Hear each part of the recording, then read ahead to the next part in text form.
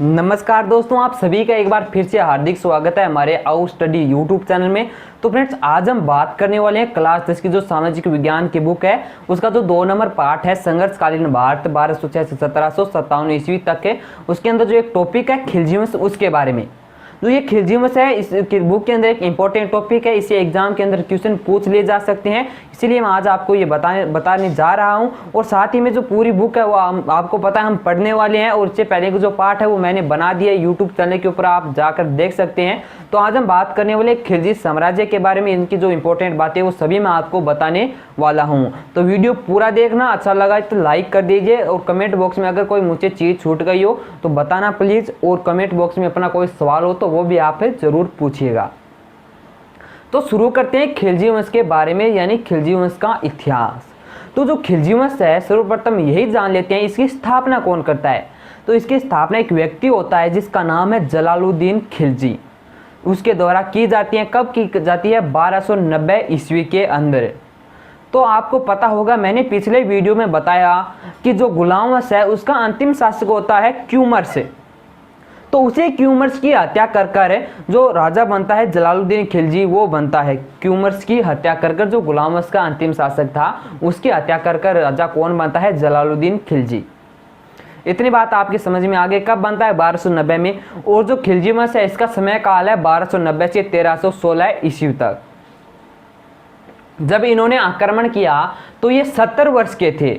कितने वर्ष के? 70 वर्ष के थे।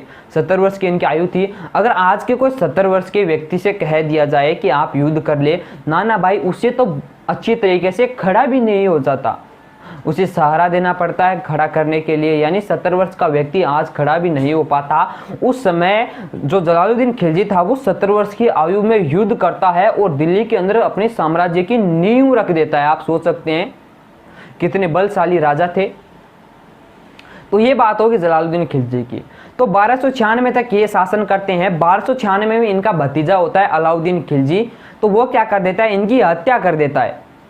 कब? 1296 में धोखे से हत्या कर देता है 1296 के अंदर। और जो ये अलाउद्दीन था ये इसका भतीजा था और इसका दामाद भी था। तो 1296 में हत्या करने के बाद जो जलालुद्दीन खिलजी के जितने भी सामंत सरदार थे वो सभी अलाउद्दीन खिलजी से नाराज हो जाते हैं। उनकी जो प्रजा थी उसके अंदर वो नहीं आते हैं, वो उनसे अलग हो जाते हैं और विद्रोह करने लगते हैं। तो वो विद्रोह आगे बात करेंगे हम, पहले और कुछ इंपॉर्टेंट बातें कर लेते हैं। तो अलाउद्दीन खिलजी के द्वारा बहुत सारे सुधार किए जाते हैं। क्या? बहुत सारे सुधार किए जाते हैं अपने साम्राज्य के अंदर। तो इन्होंने अपने आप को सिकंदर द्वितीय की उपाधि दी थी। किसने? अलाउद्दीन खिलजी ने अपने आप को सिकंदर द्वितीय की उपाधि दी थी कि मैं हूं सिकंदर द्वितीय। सिकंदर वन के बारे में आप जानते हैं, और वो अपने आप को सिकंदर द्वितीय मानते थे अलाउद्दीन खिलजी कि मैं पूरे विश्व को जीतूंगा। और इनके द्वारा 1301 के अंदर रणथंबोर के ऊपर आक्रमण किया जाता है। फिर 1303 में चित्तौड़ के ऊपर आक्रमण करते हैं। तो अगर मैं आपको ये पूरी तरह समझाऊंगा, इसका विश्लेषण करूंगा तो वीडियो बहुत लंबा हो जाएगा, आप नहीं देख पाएंगे, आप बोर हो जाएंगे कि चलो यार बकवास कराए। तो इसीलिए मैं आपको जो इंपॉर्टेंट बातें सिर्फ वही बता रहा हूँ, और जो एग्जाम की दृष्टि से इंपॉर्टेंट है सिर्फ वही बता रहा हूँ। और बाद में ये गुजरात का एक शासक होता है कर्ण वगेला, उसके ऊपर भी आक्रमण करते हैं। उस आक्रमण में इन्हें एक व्यक्ति मिलता है वहाँ पर जिसका क्या नाम है? मलिक काफूर। ये मलिक काफूर था, बहुत ही कमाल का बंदा था अलाउद्दीन खिलजी के लिए। और इसके साथ मिलकर ही अलाउद्दीन खिलजी दक्षिण भारत के ऊपर क्या करते हैं? आक्रमण करते हैं। क्योंकि ये दक्षिण भारत का था तो इसे दक्षिण भारत की बहुत अच्छी तरीके से जानकारी थी, उसे मलिक काफूर के साथ मिलकर दक्षिण भारत पर ये राज करते हैं। अब बात करें कि जो इनके द्वारा जलालुद्दीन खिलजी की हत्या कर दी गई थी, और बाद में जो इनके अमीर थे, सरदार थे, सूबेदार थे, वो सभी नाराज हो जाते हैं। वो क्या करने लगते हैं? विद्रोह करने लगते हैं। तो उन्हीं विद्रोह के दमन के लिए अलाउद्दीन खिलजी कुछ नियम बनाते हैं। वो नियम कौन कौन से जान लेते हैं। तो इनके द्वारा एक नियम बनाया जाता है कि जितने भी अमीर वर्ग की संपत्ति है वो सारी जब्त कर ली जाए और उसे खालसा भूमि यानी उसे कृषि के लिए योग्य बनाया जाए। 1 नंबर नियम तो ये हो गया। तो इससे क्या होने वाला था? अमीर वर्ग के पास कुछ रहेगा नहीं, कुछ खाने के लिए, सेना रखने के लिए कुछ नहीं रहेगा, तो वो आक्रमण कैसे करेगा? विद्रोह कैसे करेगा? और 2 नंबर नियम बनाया जाता है इनके द्वारा दिल्ली के अंदर मद निषेध। मद निषेध, आप मद का मतलब आप समझ गए, मदपान यानी शराब, सोमरस। तो इनके द्वारा शराब का सेवन बंद कर दिया जाता है दिल्ली के अंदर। इनका मानना था कि सारे अमीर एक जगह इकट्ठा होते हैं, शराब का सेवन करते हैं और फिर उनके दिमाग में अलग अलग आइडियाज़ आते हैं। अलग अलग आइडियाज़ आने के बाद वो क्या करते हैं, विद्रोह करते हैं। इसलिए ये मद निषेध कर देते हैं, दिल्ली के अंदर शराब पीना निषेध कर देते हैं।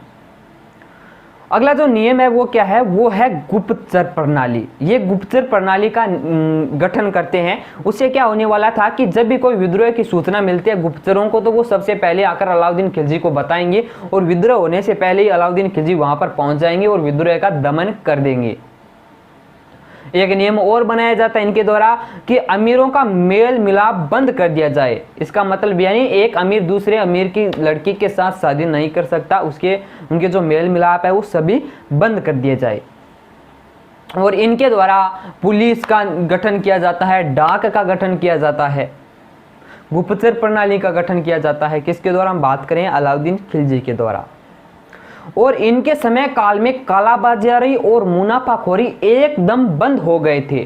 कालाबाजारी तो इनके समय काल में बिल्कुल नहीं होती थी। अगर कोई कालाबाजारी यानी नापतोल में अगर कोई गड़बड़ करता हुआ व्यापारी पकड़ा जाता है, जितने ग्राम या जितने किलो की वह गड़बड़ी करता है, जितने ग्राम या जितने किलो सामान अगले ग्राहक को वो कम देता है, तो उतने ही ग्राम या उतने ही किलो उसके शरीर में से मांस काट लिया जाता था। यानी अगर कोई व्यापारी किसी को 100 ग्राम वस्तु कम देता है, उचित मूल्य से 100 ग्राम वस्तु कम देता है, तो उसके शरीर में से 100 ग्राम मांस काट लिया जाता था। इसलिए कोई भी डरता हुआ कालाबाजारी नहीं करता था और इनके सामान के लिए अलग अलग बाजार बनाए गए थे अलाउद्दीन के समय में। इतनी बात आपके समझ में आ गई होगी। और ये भारत के प्रथम शासक थे जिन्होंने सैनिकों को नगद वेतन देना शुरू किया। इसका क्या मतलब है, तो राजा होते थे, लगभग राजा क्या करते थे, अपनी सेना रखते थे, सेना को अपने अपने घर भेज देते थे, उनके रहने के लिए महल से बाहर घर दे देते थे, खाने के लिए, पानी पीने के लिए और अन्य जो वस्तुएं थी वो सभी दे देते थे। जब भी युद्ध की आवश्यकता पड़ती थी सारे सैनिकों को इकट्ठा किया जाता था। लेकिन अलाउद्दीन खिलजी ने ऐसा नहीं किया। इनके पास जितनी सेना थी वो उनसे अपने महल के अंदर ही रखते थे, हमेशा के लिए उन्हें घर नहीं जाने दिया जाता था। और उन्हें ना तो खाना पाना पीना तो उन्हें दिया जाता था महल के अंदर, और उन्हें साथ ही में नगद वेतन दिया जाता था, उनके हाथों में नगद रुपए दिए जाते थे। इससे सैनिक भी बहुत खुश होते थे, क्योंकि अलाउद्दीन को पता था कभी भी विद्रोह हो सकता है, कभी भी आक्रमण हो सकता है, सेना तो कब आएगी उससे पहले हमें पराजित होना पड़ेगा। इसलिए वो अपने महल के अंदर सेना हमेशा रखते थे। ठीक है, इतनी बात आपके समझ में आ गई। और अलाउद्दीन की मृत्यु के बाद उनका पुत्र बनता है कुतुबुद्दीन शासक। कौन बनता है, कुतुबुद्दीन शासक बनता है, जो अलाउद्दीन खिलजी का पुत्र था। ये इनके द्वारा कोई इतने इंपॉर्टेंट कार्य नहीं करवाए जाते हैं, लेकिन ये बनते हैं। तो इनके द्वारा एक इंपॉर्टेंट कार्य तो जरूर कराया जाता है। वो क्या है कि इनके पिता के द्वारा जितने भी नियम कानून बनाए गए थे वो सभी इनके द्वारा रद्द कर दिए जाते हैं। जितने जो अमीरों की भूमि जब्त करना यानी जितने भी नियम थे वो सभी रद्द कर दिए जाते हैं इनके द्वारा अपने पिता के। और इनके बाद में जो अगला शासक नहीं, ये कोई इंपॉर्टेंट शासक नहीं था। इनके बाद जो अगला शासक बनता है और खिलजी वंश का अंतिम शासक बनता है वो कौन है, वो है नासिरुद्दीन खिलजी। नासिरुद्दीन खिलजी इसीलिए इंपॉर्टेंट है सिर्फ क्योंकि ये खिलजी वंश का अंतिम शासक था, इसलिए हमें पढ़ना पड़ रहा है। पूछ लिया जाए खिलजी वंश का अंतिम शासक कौन था, तो वो था नासिरुद्दीन खिलजी। तो ये इसलिए हम पढ़ रहे हैं। और नासिरुद्दीन के साथ युद्ध करके इसकी हत्या करके बाद में दिल्ली के अंदर तुगलक वंश की स्थापना की जाती है गियासुद्दीन तुगलक के द्वारा। वो हम अगले वीडियो में पढ़ने वाले हैं। तो आज के वीडियो मैंने आपको जितने भी खिलजी वंश से संबंधित इंपॉर्टेंट बातें थी वो सभी बता दी हैं। अगर कोई छूट गई हो तो कमेंट बॉक्स में जरूर बताना। वीडियो अच्छा लगे तो वीडियो को लाइक करना मत भूलना फ्रेंड्स, चैनल को सब्सक्राइब कर लेना और साथ ही में बेल आइकन की जो घंटी है वो भी दबा देना, ताकि अगला मैं कोई भी आपके सब्जेक्ट से संबंधित वीडियो छोड़ूं वो आपको सबसे पहले आपके फ़ोन में मिल सकें। तो धन्यवाद दोस्तों वीडियो देखने के लिए। जल्द मिलते हैं अगले एक नए वीडियो में नए वंश के साथ। धन्यवाद।